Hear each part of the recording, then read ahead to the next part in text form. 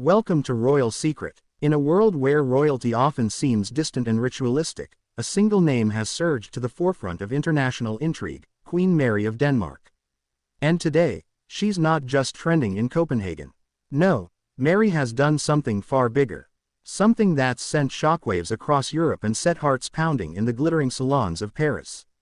With just a few words, wrapped in charm, cloaked in royal elegance, and sharpened with precision, Queen Mary has triggered a wave of speculation, hope, and even controversy. And where did it all begin? With a startling announcement that no one saw coming, an announcement that Paris, the city of lights and fashion, is still buzzing about. So what exactly did Queen Mary say that lit up Parisian headlines and captivated global audiences? Why has this particular moment been described as game-changing for European diplomacy and royal soft power? Get comfortable, because what you're about to discover is a story of unexpected ambition, cultural symbolism, and the mysterious ways in which a modern queen can reshape public consciousness, not only in Denmark but across the entire European continent. To understand the magnitude of Queen Mary's latest announcement, we must first explore who she is, not just as a royal figure, but as a phenomenon. Born Mary Elizabeth Donaldson in Tasmania, Australia, she was never supposed to be queen. She was a commoner, a marketing executive, a woman living an ordinary life, until fate, and a Danish crown prince, stepped in. From that point on, Mary's journey has become the stuff of legend. With grace, intelligence, and an iron will beneath a warm smile, she transformed from a foreign outsider into one of the most respected, admired queens in Europe. Her advocacy for mental health, women's rights, sustainability, and diplomacy has earned her accolades well beyond royal circles. But even with all this in mind, no one was ready for what Queen Mary would do next. Because this time, she didn't just give a speech. She didn't just attend a gala. She made a move, strategic, symbolic, and powerful, that signaled something deeper. It all began at a discreet but high-profile cultural forum in Copenhagen, attended by diplomats, royals, and international guests. Queen Mary stepped onto the stage wearing a tailored cream ensemble with soft gold accents, a subtle nod to both Nordic elegance and French luxury. She smiled, she paused, and then she said the words that electrified the room.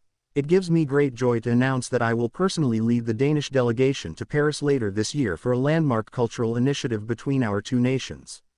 The room was silent for a heartbeat. Then the applause began. But this wasn't just another diplomatic visit. No, this was something much deeper. Queen Mary was not merely visiting Paris.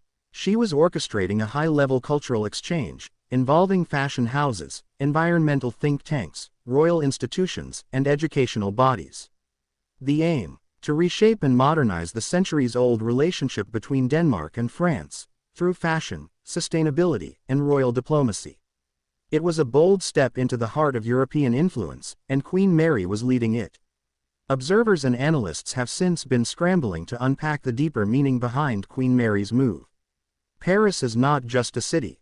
It is a symbol of art, of global culture, of elegance and resistance, of revolution and refinement. For a Danish queen to choose Paris as the centerpiece of her newest royal initiative is to plant a flag in one of the most influential capitals on earth. But more than that, the announcement comes at a critical geopolitical moment. The war in Ukraine has fractured European unity. Climate negotiations are stalling. Cross-border cultural understanding is faltering under waves of disinformation and digital fatigue. Enter Queen Mary, a woman who has quietly, steadily built a reputation as one of the most effective cultural diplomats in Europe. This is not a coincidence. This is choreography, and the audience is the world. Queen Mary has long understood the power of symbolism. Whether it's the brooch she wears from Queen Ingrid's collection or her reimagining of traditional Danish royal fashion with modern Australian flair, she has mastered the quiet language of visual diplomacy. And this announcement in Paris, it's filled with symbolism. By choosing to lead the delegation herself, Mary is signaling that this is not a ceremonial gesture. It's a mission to restore faith in cross-cultural cooperation, to modernize the royal institution's role in international affairs, and to highlight the unique strengths of Danish innovation, art, and ecology. Insiders reveal that the Queen plans to visit key French institutions, including UNESCO, Sorbonne University, the Louvre, and perhaps even Chanel's Parisian headquarters, each visit blending heritage with progress. Even more significantly, Queen Mary is expected to deliver a keynote speech in French, her fourth language. It's a move that has already earned praise from French intellectuals and cultural figures, many of whom have expressed admiration for the Queen's depth, fluency, and sincerity. In an era when monarchy is often viewed as outdated or ceremonial, Queen Mary is rewriting the script. She doesn't just smile and wave. She acts, and her actions are strategic, modern, and emotionally resonant. This Paris announcement is more than a PR stunt. It's a declaration that monarchy, at least in Denmark, is still deeply relevant. Her message: that soft power is not weak. That culture matters. That diplomacy through art, science, education, and fashion can heal divisions in ways politics often can't. And if anyone can do it, it's Queen Mary. As soon as the news broke, Parisian media lit up with headlines celebrating the Queen's initiative. Une reine pour la Renaissance culturelle, a queen for cultural renaissance, wrote Le Monde. She may be Danish by crown, but she is Parisian in spirit, said a glowing editorial in Vogue Paris. The French Minister of Culture welcomed the move, stating, "This visit will remind the world that culture is the soul of Europe, and Queen Mary has become one of its most dignified ambassadors." Even French First Lady Brigitte Macron is rumored to be closely involved in the planning, with sources suggesting the two women will co-host a state dinner at the Élysée Palace, a rare gesture reserved for high-level diplomatic moments. It's clear, Queen Mary has captivated Paris, and France is rolling out the red carpet. To those who follow royal affairs closely, this move is vintage Mary. While King Frederick has stepped confidently into his role as monarch, he has repeatedly emphasized Queen Mary's strength in diplomacy and public engagement. "Mary has always had a special ability to connect across borders," he said in a recent interview. And he's right. Whether in the slums of Nairobi or at the UN in Geneva, Queen Mary's presence commands attention and respect. This Paris initiative is being called the largest Danish cultural diplomacy effort in over 2 decades. It will include exhibits of royal art, sustainable fashion showcases, student exchange announcements, and a major philanthropic gala with proceeds going to climate resilience projects in both countries. In short, it's a masterclass in 21st century monarchy. And Queen Mary is the professor.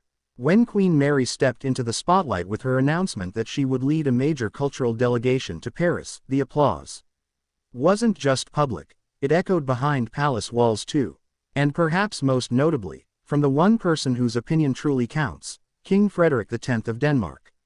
To understand how this moment is being received at home, we must look into the dynamics between Denmark's royal couple, a relationship built on shared values, mutual admiration, and strategic division of royal responsibilities.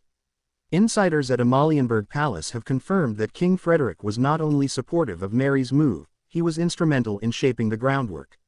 "They work like a tandem bike," one senior aide revealed. "Frederick steers the monarchy's vision from the throne, and Mary powers the engine of diplomacy from the front lines." This balance has become one of the secret ingredients behind the new Danish monarchy's popularity. While King Frederick maintains state duties, political relations, and ceremonial leadership in Denmark, Queen Mary has gradually emerged as the global face of the Danish royal house. It's a model that mirrors other successful European monarchies, but in Denmark's case, it's being fine-tuned to perfection, and this Paris mission is the most compelling evidence yet. For years, Queen Mary has been playing the long game. Unlike some royals who gain attention through controversy or spectacle, Mary has mastered the art of gradual influence. She doesn't make loud proclamations. She doesn't dominate headlines through drama. But when she speaks, people listen. And this isn't just about public perception, it's about international strategy. Think about it. In a world where hard power, military strength, economic dominance, still rules headlines, Queen Mary is one of the few global figures proving that soft power, wielded correctly, can be just as impactful.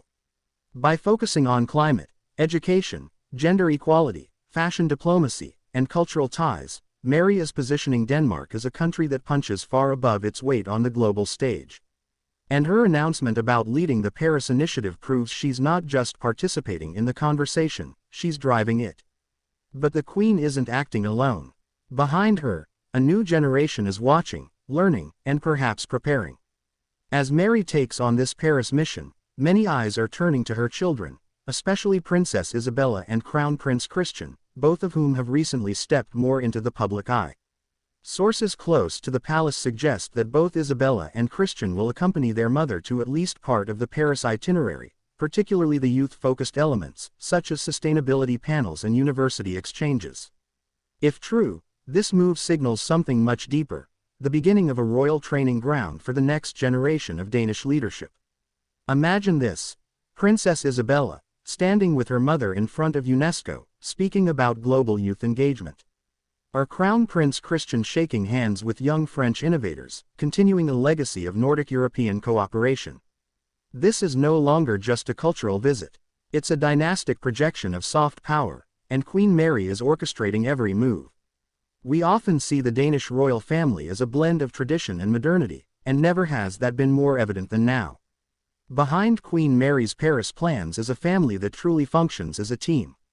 From King Frederick's steady constitutional leadership to Queen Mary's diplomatic initiatives, and now to the rising visibility of their children, the Danish royals are presenting a united, functional, and modern image of monarchy. Royal watchers have even noted that Mary's recent Instagram posts, subtle, elegant, and often accompanied by causes rather than glamour, are part of a larger effort to shift how monarchy interacts with the public. This is not royalty for show.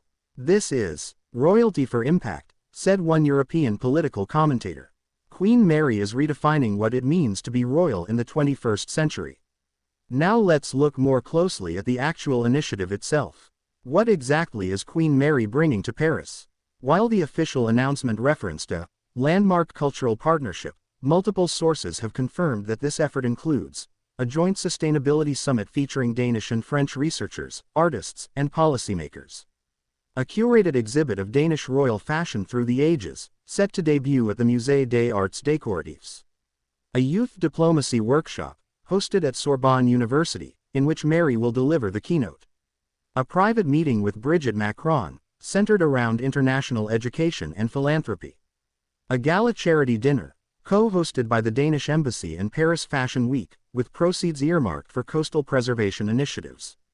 Every single event has been carefully selected to bridge old and new, tradition and innovation, Danish and French. It's like a soft power chessboard, says one Copenhagen political analyst. And Queen Mary is 5 moves ahead of everyone.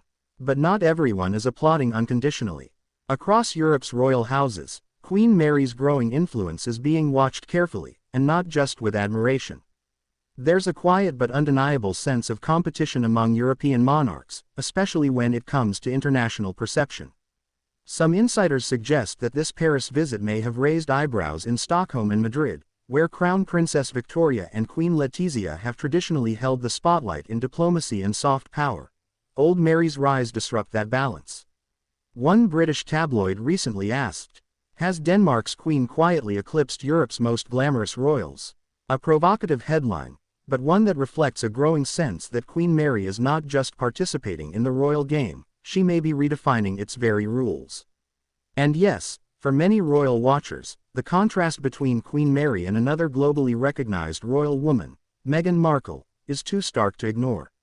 Where Meghan has struggled to maintain influence outside royal structures, often mired in media backlash and public opinion swings, Queen Mary has built hers from within, step by step, with quiet dignity and long-term vision. While one battles headlines in Montecito, the other builds diplomatic bridges in Paris. Both are intelligent, stylish, and passionate women. But the world sees one as a disruptor, the other as a unifier. And right now, that difference matters more than ever. As Queen Mary prepares for her historic visit to Paris, a larger question is echoing across European corridors of power. Is this what modern monarchy is supposed to look like? Forget outdated rituals and distant crowns. In Mary's model, a queen is a diplomat, a strategist, a fashion ambassador, a humanitarian, a mother and mentor.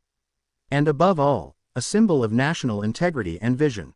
Denmark has long been proud of its stable monarchy. But with Queen Mary stepping into this new role, it may become a model for others around the world. Thanks for watching.